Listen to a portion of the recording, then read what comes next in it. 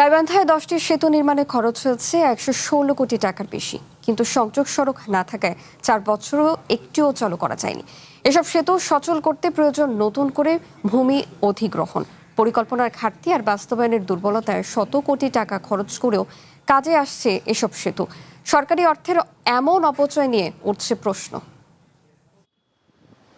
নদীর দুই পাড়ে রাস্তা নেই, অথচ মাঝখানে দাঁড়িয়ে আছে কোটি কোটি টাকা ব্যয়ে নির্মিত নতুন সেতু।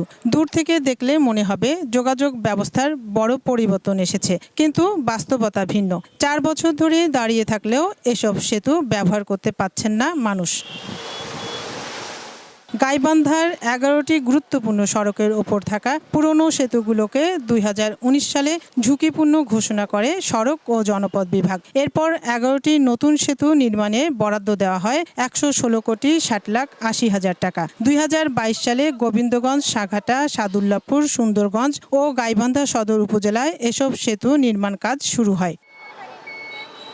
AKS অর্জন করলো গিনেস ওয়ার্ল্ড রেকর্ডস।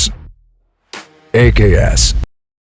কিন্তু প্রশ্ন উঠেছে পরিকল্পনা আর নিম্নমানের সামগ্রী নিয়ে। কারণ সেতু নির্মাণ হলেও অনেক ক্ষেত্রেই তৈরি হয়নি প্রয়োজনীয় সংযোগ সড়ক। ফলে বিপুল অর্থ ব্যয়ে নির্মিত অবকাঠামো পড়ে আছে ব্যবহারহীন। আমরা মাঝখান দিকেই দুঃখ কষ্ট ভোগ করে বসে আছি।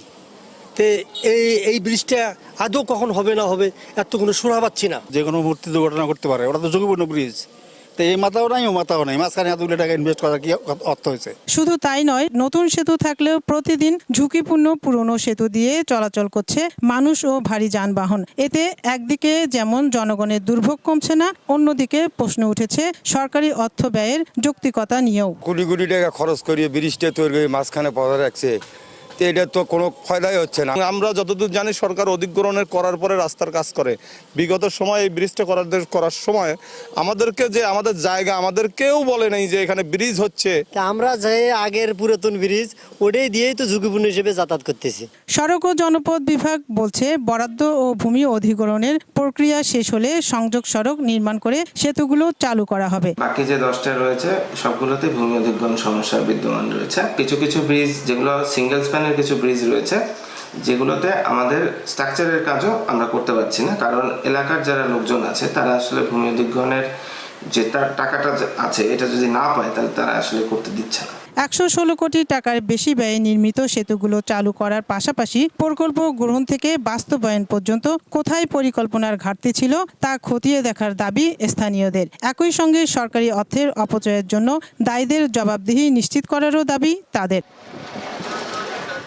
Afroza Luna, one news, Gaibandha.